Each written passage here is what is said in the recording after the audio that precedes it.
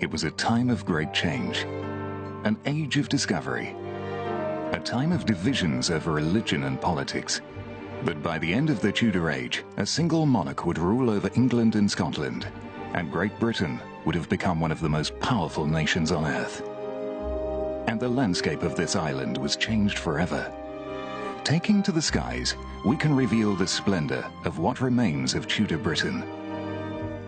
Like Hampton Court Palace, built for the all-powerful Cardinal Wolsey, who would later fail to get the king his divorce and find himself arrested for treason. But perhaps the most tragic figure of the Tudor age was Mary, Queen of Scots, who became a political pawn between England and Scotland, and in the end, paid for it with her life. And one of the most famous and best remembered of all the Tudors was the daughter of Anne Boleyn, the woman who would become the last Tudor monarch, England's much-loved Queen, Elizabeth I. In the landscape today, the story of this Tudor age can be seen in all the historic buildings that still stand as a glorious reminder of this period of history. The story of Tudor Britain begins in a small field in Leicestershire. On the 22nd of August 1485, a battle took place here, near the village of Market Bosworth. Two rival claimants to the English throne faced each other. The winner would become the new King of England. This flag marks the center of the Battle of Bosworth Field, where 11,000 men died for the future of England. On one side was Richard III, famously known as the Hunchback King, and on the other, a young man of 28, Henry Tudor. Both men knew that this battle would result in one of them being killed. In a fierce and bloody engagement, it was Richard who was killed, and his army beaten. His crown was placed on the head of Henry Tudor, who was proclaimed King Henry VII, the first ruler of a new dynasty, which would bring enormous change to the country and create great wealth and power. The Tudor age had begun.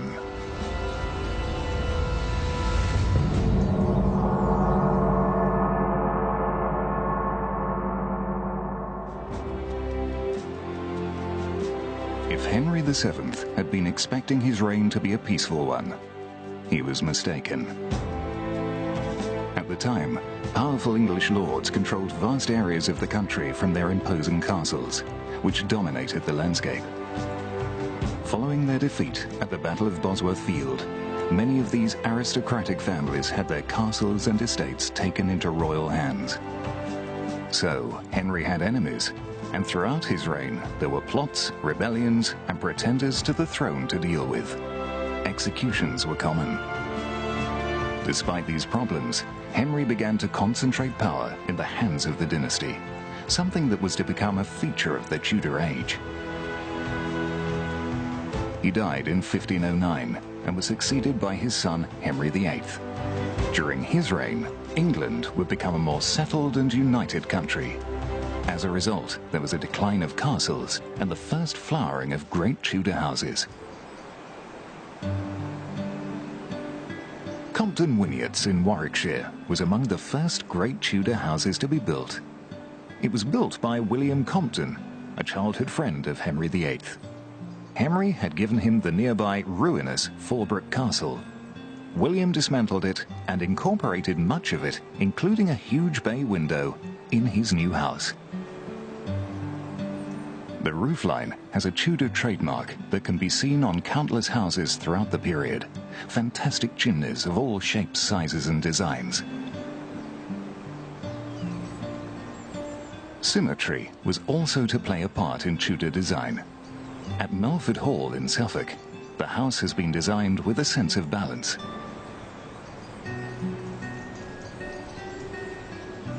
Each half of the house is a mirror image of the other. This symmetrical style reflected the wish of the Tudor family for order and harmony in their own lives, as well as for the design of their house. Today, Melford Hall has been modernized for comfortable living, but when it was built, it had no such conveniences. Hot water was a luxury, and most people only bathed about once a month.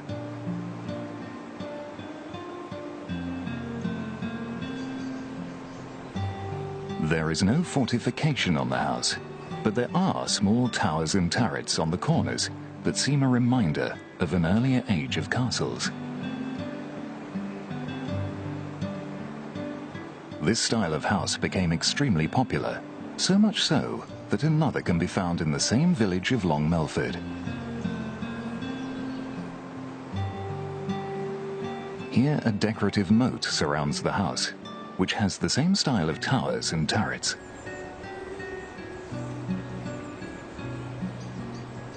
These manor houses were built for successful local merchants who prospered during the Tudor age. Their houses can still be found throughout the country. Houses were built of local materials.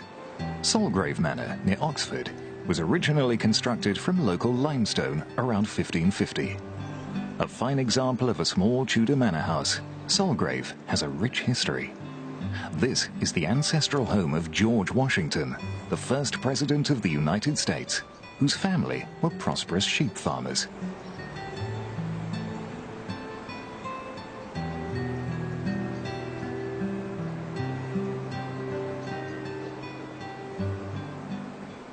Even more prosperous and certainly more powerful was the man who lived here, His Eminence Cardinal Wolsey. After Henry VIII, he was the most powerful man in the land and the king's closest advisor.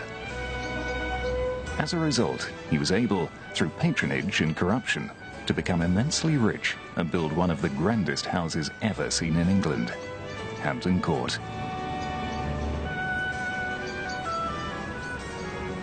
In this enormous house, he would entertain on a lavish scale.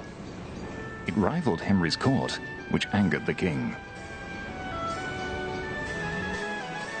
Wolsey's eventual downfall came when he failed to persuade the Pope in Rome to grant Henry a divorce from his first wife, because she could not present him with a son. As he felt power slipping from his hands, Wolsey offered the king his house. Henry took it, and eventually had Wolsey arrested. He died before Henry could have him executed. It is never a good decision to try to outshine the king. The woman who Henry wanted to marry was, of course, Anne Boleyn.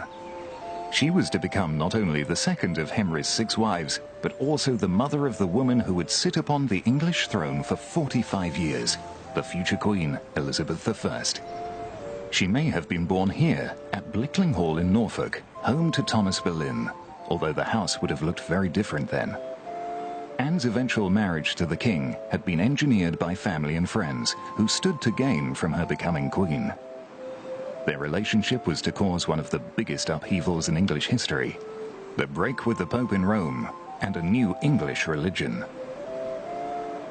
But marriage to Henry cost Anne Boleyn her head, when, like his first wife Catherine, she failed to present the king with a son. She was tried for adultery, incest and treason, and executed at the Tower of London. She was blindfolded and knelt upright. To distract her, the executioner shouted, "Where's my sword?" and then severed her head in a single blow.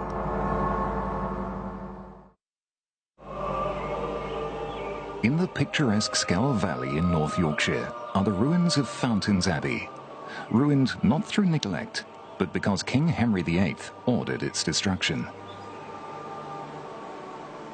Henry wanted a new wife and a son to be his heir, and the Catholic Church refused to grant his divorce from Catherine.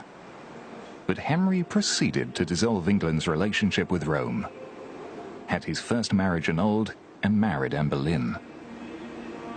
The result was a bitter confrontation between Henry and the Roman Catholic Church. Fountains Abbey stands as a reminder that it was the Church that lost. Henry took the opportunity to take all the Church treasure. In 1539, the king's men forcibly looted the monastery of Fountains Abbey. For nearly 1,500 years, England had been a Catholic country. Henry destroyed that over his simple desire for a pretty young girl and an heir to succeed him. What followed was to become known as the dissolution of the monasteries, with the destruction of over 800 large religious buildings.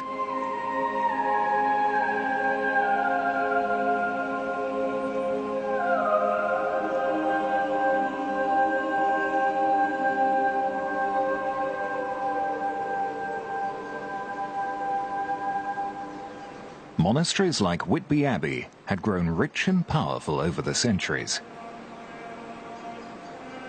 In 1540, they lost everything. Where monks resisted this desecration, they were often cruelly put to death. Some even paid the ultimate penalty of being hung, drawn and quartered. This meant being hanged until nearly dead, followed by the entrails being cut out of the stomach while still alive, and then arms and legs cut off. Finally, the head was removed and stuck on a spike, as a gruesome reminder to others not to resist the king. The ruins of Whitby Abbey sit on the east cliff above Whitby Harbour. It's a haunting sight. In 1897, it inspired Bram Stoker when he stayed in the town to write his novel, Dracula. No part of the country was left untouched by the dissolution. At Tintern Abbey in Wales, lead from the roof was stripped off, stained glass windows smashed, fittings ripped out. Once he had destroyed the monasteries, Henry VIII then gave away the land to his friends or sold it off to boost the royal coffers. The ruins then became a ready-made quarry for new houses, some of them very grand indeed.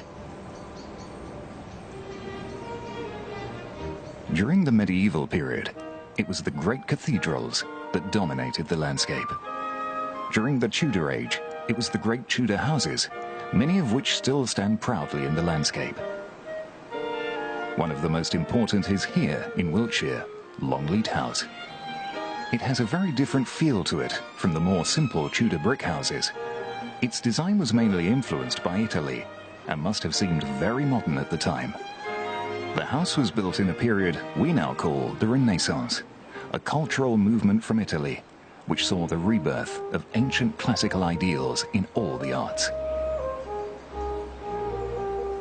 Like many Italian palaces in cities like Florence, Longleat is built around central courtyards. The great Tudor houses, like this, have since become known as prodigy houses, meaning genius or sensational. The old Tudor style can still be found in the turrets on the roof. Some of these were turned into banqueting rooms where desserts would be served. Today, the house is open to the public and still lived in by the same family who built it over 400 years ago. Another great prodigy house is Hardwicke Hall in Derbyshire. It was built for the wealthy Countess of Shrewsbury, who demanded windows so large that the house inspired the rhyme, "Hardwicke Hall, more glass than wall." Window glass was extremely expensive at the time, as it could only be handmade in small sections. Only the very rich could afford it in any quantity. This was a house that was built for show, and it was designed to impress.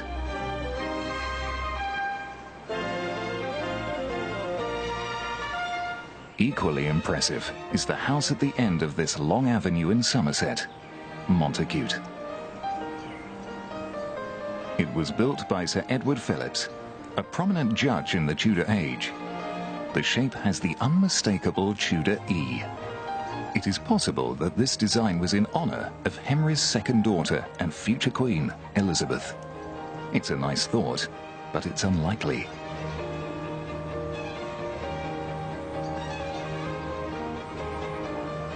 Another prodigy house, and one of the biggest, was built on the outskirts of Nottingham.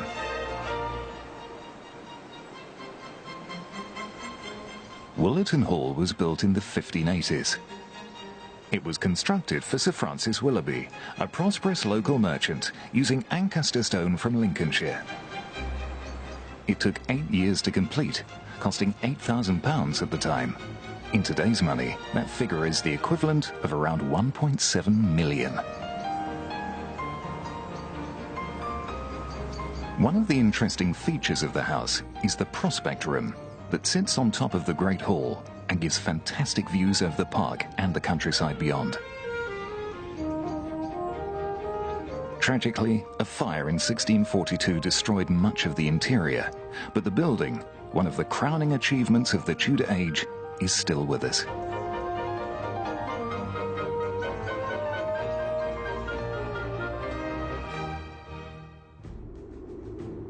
During the reign of Henry VIII, many of the old aristocratic families still lived in castles and held power over the land they controlled. At Warkworth Castle, the Earl of Northumberland, a devout Catholic, objected to the king's break with the Pope in Rome. He joined a rebellion against the king and lost. Henry not only exacted a bloody revenge against the rebels, but took Warkworth Castle, as well as the nearby Northumberland stronghold of Alnwick, away from the Earl. But that was not the end of the story, because when Henry died and his eldest daughter Mary succeeded him, as a Catholic herself, she returned the castles to the Earl. When Mary died, and the throne went to her Protestant younger sister Elizabeth, the Earl lost his castles all over again. And this time, he also lost his head. It goes to show that religion and politics have always been a volatile mixture. The king's marriage to Anne Boleyn created waves across Catholic Europe. France and Spain, supported by the Pope, threatened to force England back into the bosom of the true faith. Fearing an invasion, Henry VIII began a building program to strengthen his coastal defences. On the island of Lindisfarne, off the Northumberland coast, the stones from the ruined abbey went to build a new style of castle half a mile away on a rocky crag. The castle, now converted into a house, is more of a small military fort. One of the reasons for this change was the development of better weapons, which meant the end of old-style fortresses like Bamborough Castle a few miles to the south. In 1464, during the Wars of the Roses, Bamborough became the first castle in the land to be defeated by artillery. The King's great iron guns, London and Newcastle, and a brass cannon nicknamed Dijon, are said to have breached the walls with some ease. A large castle was no longer a match for the latest military hardware.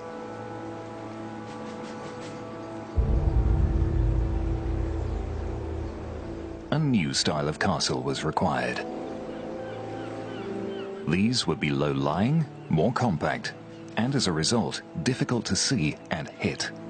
Henry built several of them along the south coast, facing France across the English Channel. Deal Castle is a superb example.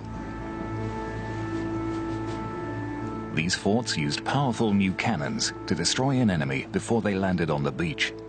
But also, they had the ability to defend an attack from the land. The design was in the shape of two clover leaves, one larger than the other. This pattern created 145 openings for cannon and firearms. This was a castle built for defense and not for living in. In fact, the castle was so efficient that it took only one officer and a garrison of 35 to run it. Two more Tudor castles that still survive were built to protect Falmouth Harbour in Cornwall, which was an important Tudor naval port. St Maur's Castle on the east side, and Pendennis Castle on the west. They were both capable of blowing an enemy ship out of the water if it tried to enter the harbour. All along the south coast, there are examples of these impressive forts. At Portsmouth, home to the Royal Navy, two stand out.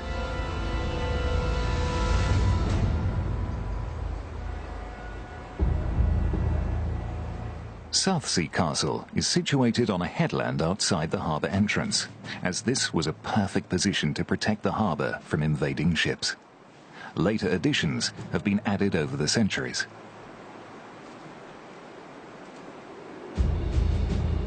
An even better sited castle lies on the west side of the Solent, between the Isle of Wight and the south coast of England. It is opposite the Needles, a thin curtain wall of chalk that sticks out into the sea. The name came from a 120-foot needle-like column of chalk that stood in this gap until it collapsed in the 18th century. If the underwater rocks entering the Solent didn't sink a ship, then the cannon from Hurst Castle opposite certainly would.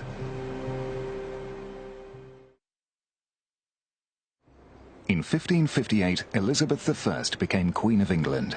She would dominate the age and become one of England's most successful and loved monarchs. As a Protestant like her father, Elizabeth became the enemy of Catholic Europe, which included Scotland and its capital Edinburgh. Scotland had allied itself with France and posed an even greater threat on England's northern border. Elizabeth continued to strengthen defences. At Berwick-upon-Tweed, on the border with Scotland, huge fortifications were built around the town. They were laid out in a completely new way, with ideas imported from the continent. The massive walls surrounding the town had 5 huge angular-shaped bastions, each containing a small fort. All the bastions had a covered room for cannon, as well as space for more on top. The shape of the bastion enabled guns to fire back along the wall to prevent an enemy climbing over. These fortifications show how determined Queen Elizabeth was to prevent a Scottish invasion.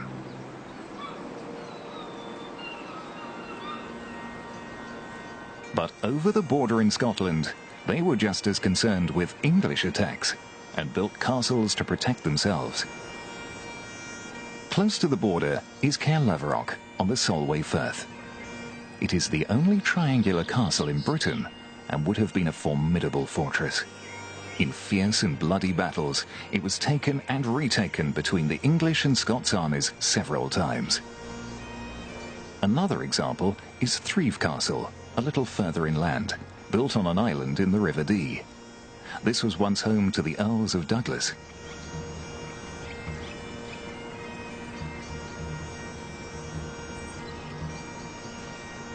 If a full-scale invasion from either side did not materialize during the Tudor period, it did not stop the more localized border wars. This was a dangerous place to live. Both sides raided each other to gain food and cattle. On the Scottish side of the border, strong tower castles like Smelholm were built to defend against English attacks and provide a springboard for launching their own against the English. The border was a lawless place, where life was cheap and the rule of law did not exist, and certainly could not be enforced.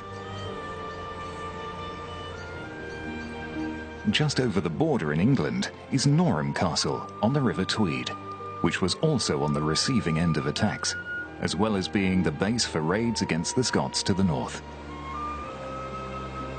The border wars were a local affair, but in Edinburgh a major problem was brewing. Queen Elizabeth's cousin, Mary Queen of Scots, was a Catholic, and seen by English Catholics to be the rightful Queen of England before Protestant Elizabeth.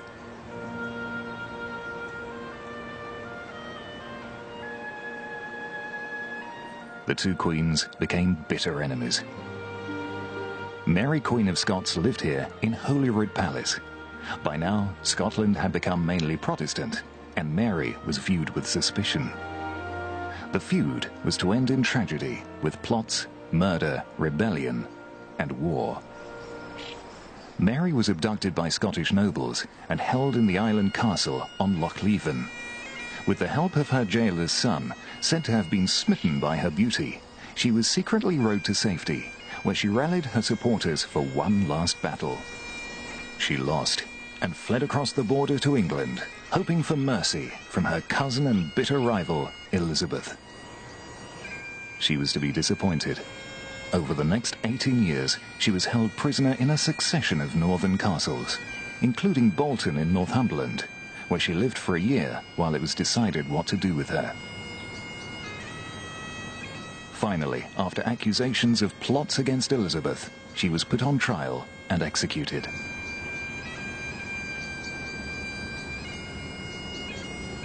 It's said that when Mary's executioner asked for forgiveness, she replied, "I forgive you with all my heart.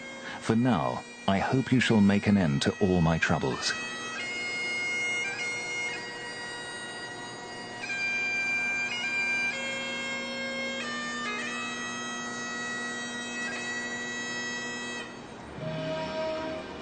With the throne secure, Elizabeth could turn her attention to boosting England's power and prestige. She reigned during an age of exploration and trade, as ships left small harbours to explore the New World. Clovelly in Devon still retains its Tudor quay. The harbour was built by the local landowner, as were warehouses and a few cottages for the fishermen's families. Many of the old ports have now grown into modern harbours. It was from here that captains such as Sir Francis Drake, Sir Walter Raleigh and John Cabot set out to explore and discover new worlds. They also brought back great riches. For over 500 years, Plymouth has been one of England's most important naval ports. It was from here, at the beginning of the 17th century, that the Pilgrim Fathers set sail for America.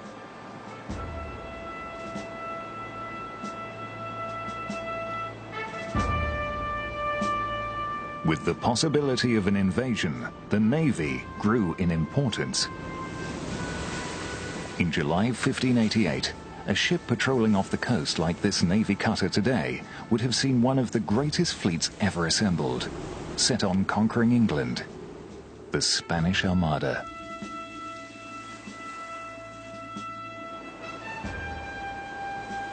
The fleet sailed from here at Cadiz in northern Spain in May 1588. The Catholic King of Spain, Philip, had been married to Henry VIII's first daughter Mary when she was briefly queen. She had hoped to make England Catholic once again, but died childless and was succeeded by her younger sister Elizabeth, who was a staunch Protestant.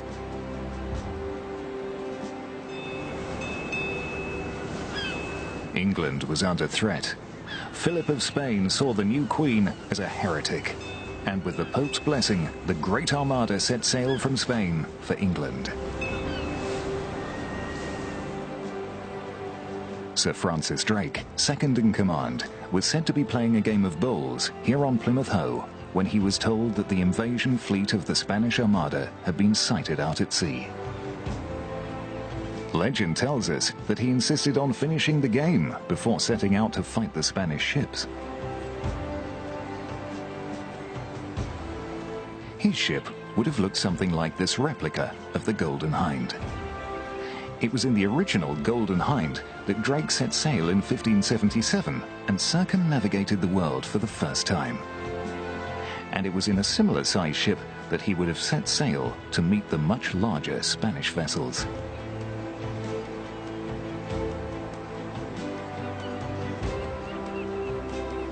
The Armada was sighted in July 1588 off St. Michael's Mount in Cornwall. In a pre-arranged invasion signal, local people lit a fire on the roof of the church. As soon as it was seen, a few miles along the coast, another fire was lit, then another a few miles further along, until a chain of beacons alerted all the naval bases and reached London and the Queen, warning that the invasion had begun. The Queen understood that the country stood on the brink of disaster. Addressing her troops, she gave her most famous speech, with one passage that has echoed down the ages.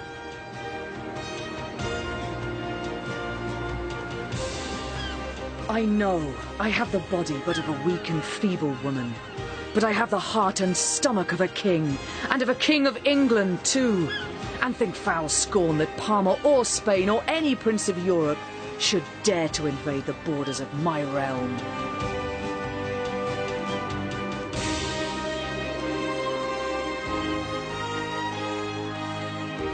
The King of Spain thought defeating the English would be a simple matter. He was wrong. Due to their size, the Spanish ships were not easily maneuverable. After a victory by the English, storms drove them round the top of Britain and into the dangerous waters of the Pentland Firth. Looming cliffs and rocks waited for them.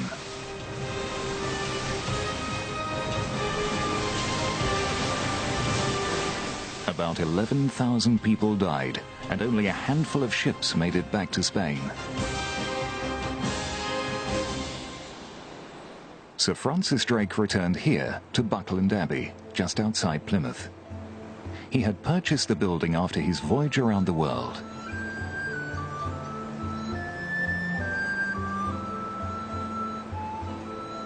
But he was away from Buckland in 1596 when he died of dysentery off the coast of Panama, having survived a Spanish cannonball through his cabin the year before. The great man of the Tudor age was an adventurer till the end. Another figure of the age was to become one of the best-known men in the world. He is said to have come here to Charlecote Park, close to Stratford-upon-Avon. Not to visit the new Tudor house, but to the park where, it has been suggested, he was caught poaching deer. He was the playwright William Shakespeare. Most of Shakespeare's early life is a mystery. We do know that he was born in this house in 1564, and that in his early 20s he moved to London and began his playwriting career.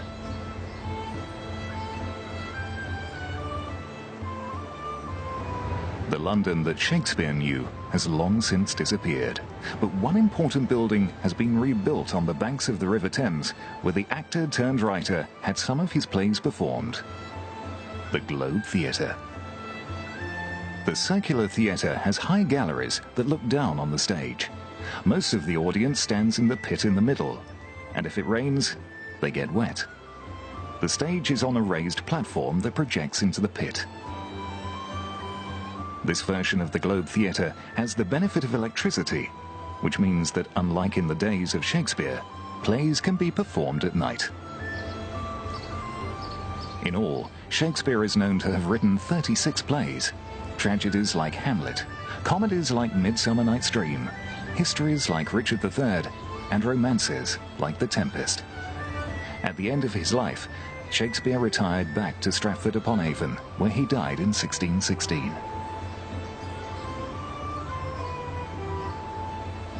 Today, only a flower garden and a small park remain of his last house.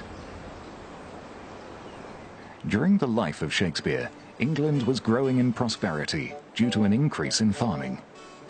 During this period, sheep and the wool they produced was England's most profitable industry.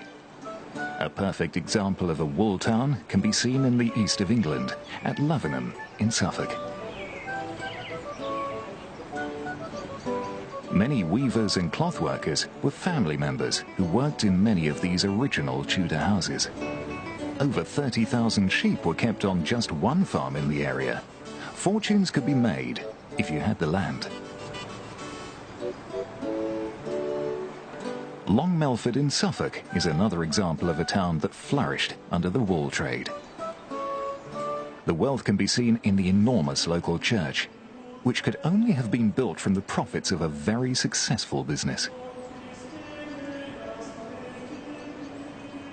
This was an age where it was thought you could buy your way to heaven.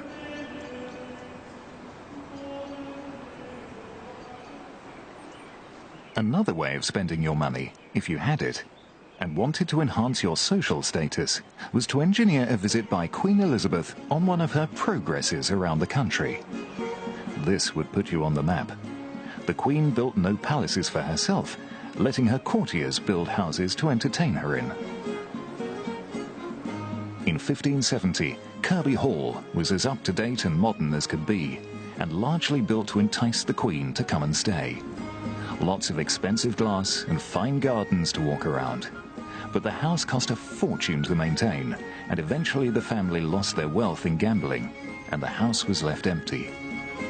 It has since become an historic site, and the formal garden has been restored.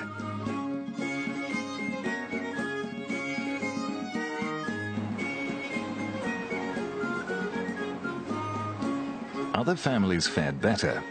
At Ingatestone in Essex, Sir William Petre entertained the Queen in 1561. 450 years later, his descendants still live in the house.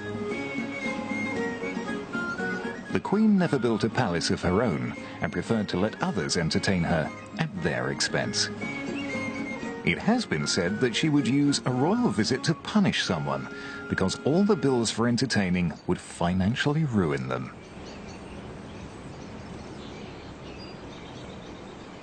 In her younger days, the Queen also loved hunting and would ride in the parks and forests of her courtiers, as well as the great royal forests. Today, Epping Forest in Essex still covers roughly 6,000 acres. The fact that it was a royal forest meant that during the Tudor age, local people could gather wood and graze cattle. But anyone unlucky enough to be caught poaching game would either be hanged or suffer some form of mutilation, such as having ears or a nose cut off. At Chingford, on the southern edge of the forest, a Tudor building still exists. It is known as Queen Elizabeth's Hunting Lodge, and from here the royal party would watch the hunt from the top floor, with refreshments taken below.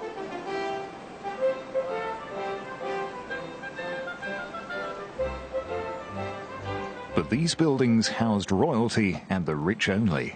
It is far more difficult to find examples of the dwellings of ordinary people. Original small domestic Tudor buildings have inevitably been modernised for comfortable living.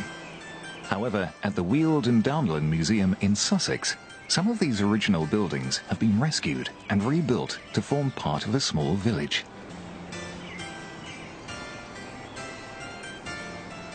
However attractive these houses look outside, inside the story is very different. There was no running water, no bathrooms, no proper kitchens, and often no glass in the windows. In the growing towns and cities, human waste was simply emptied from chamber pots straight into the street. Rivers of foul-smelling filth flowed in open gutters. Disease and death were constant companions.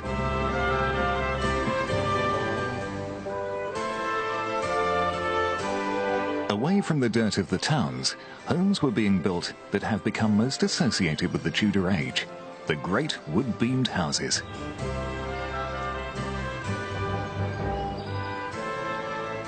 One of the best examples is Speke Hall, next to the River Mersey in Liverpool. It was built around 1590, towards the end of the Tudor age, and has been little altered since then. The eye-catching exterior decoration is formed by the black beams and white plaster. Many different shapes and patterns surround the house.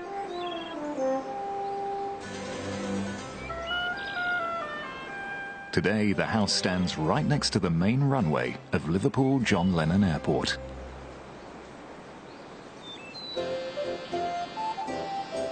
Perhaps the finest example of a Tudor-beamed house is Little Morton Hall in Cheshire, surrounded by its moat. There is something remarkable about the way the house was added to over the Tudor age. The huge long gallery that sits on the gatehouse seems on the verge of toppling over, as its shape has altered with the oak beams warping over the decades. But it has stood for well over 400 years.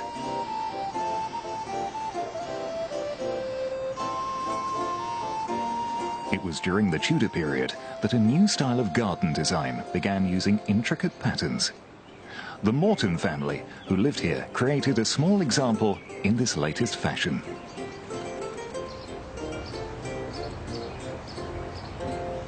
At Kenilworth Castle in Warwickshire, a large formal Tudor garden is being reconstructed.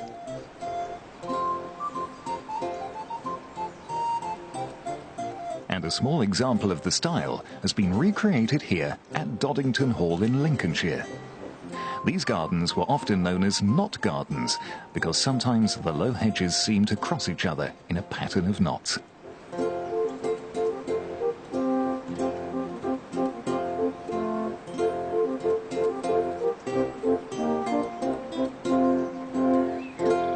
This formal design gave way to some spectacular gardens, like those here at Drummond Castle in the Highlands of Scotland. From the air, we can see what a large formal garden once looked like. The garden was created over 50 years after the end of the Tudor Age, at a time when the two old enemies of England and Scotland were finally united. When Queen Elizabeth died childless in 1603, she was succeeded by James Stuart, the son of the woman she had executed 16 years earlier, Mary Queen of Scots. So, the King of Scotland and son of Elizabeth's enemy became James I of a new Great Britain, and the Stuart dynasty began. More importantly, he was a Protestant. So much of the Tudor Age had been dominated by the conflict between the Catholic and Protestant religions, but by the end of the Tudor Age, England had become firmly Protestant, with the monarch as the head of the English Church. But it was also a more tolerant country, where Catholics were allowed to practice their faith.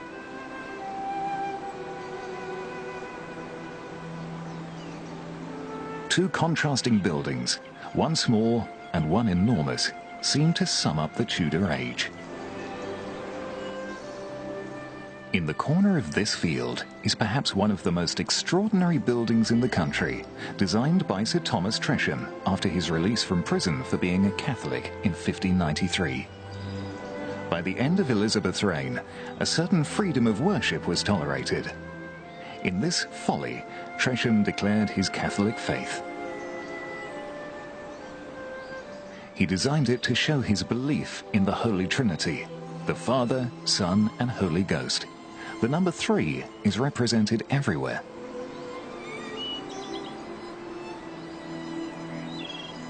Three walls are each 33 feet long, and each has 3 triangular windows, and is surmounted by 3 gargoyles. The building has 3 floors, a triangular chimney, a Latin inscription around the edge with 33 letters. And that's just on the outside.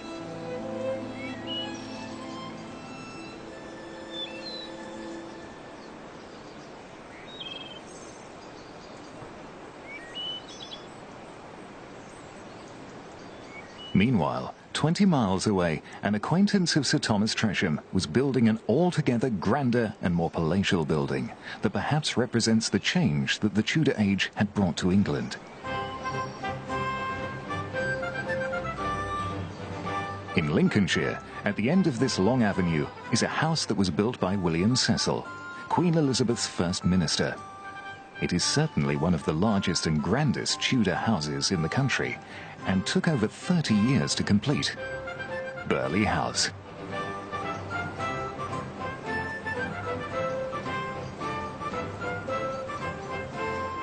Burghley is so large that it seems more like a vast royal palace than a private house.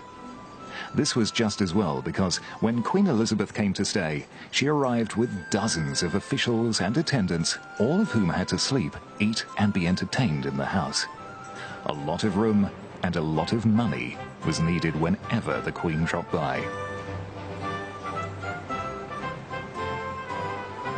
On the roof, the same style of turrets seen on smaller Tudor brick houses can also be seen here at Burghley, but on a much grander scale. These turrets had rooms in them, so that more intimate meals could be taken on the roof, with views over the park.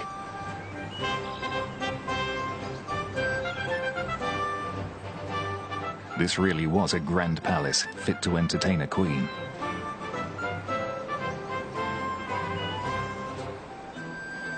During the medieval period, it had been the great cathedrals that were to dominate the landscape, built for the glory of God. The Tudor period, on the other hand, is best remembered for its great houses which were built for the glory of the people who lived in them, like William Cecil, who Queen Elizabeth made Lord Burghley.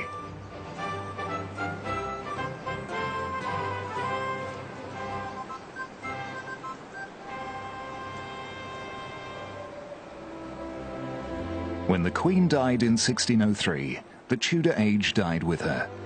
But in her long reign of 45 years, she had helped forge a new national identity.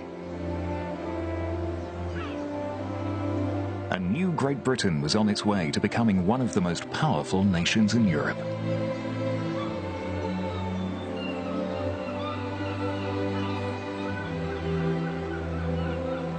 In her last speech before her death, Queen Elizabeth delivered from her throne what has become known as the Golden Speech, where she spoke as the living embodiment of the nation. Though God hath raised me high, yet this I count the glory of my crown, that I have reigned with your loves. Though you've had and may have many mightier and wiser princes sitting on this seat, yet you've never had nor shall have any that will love you better.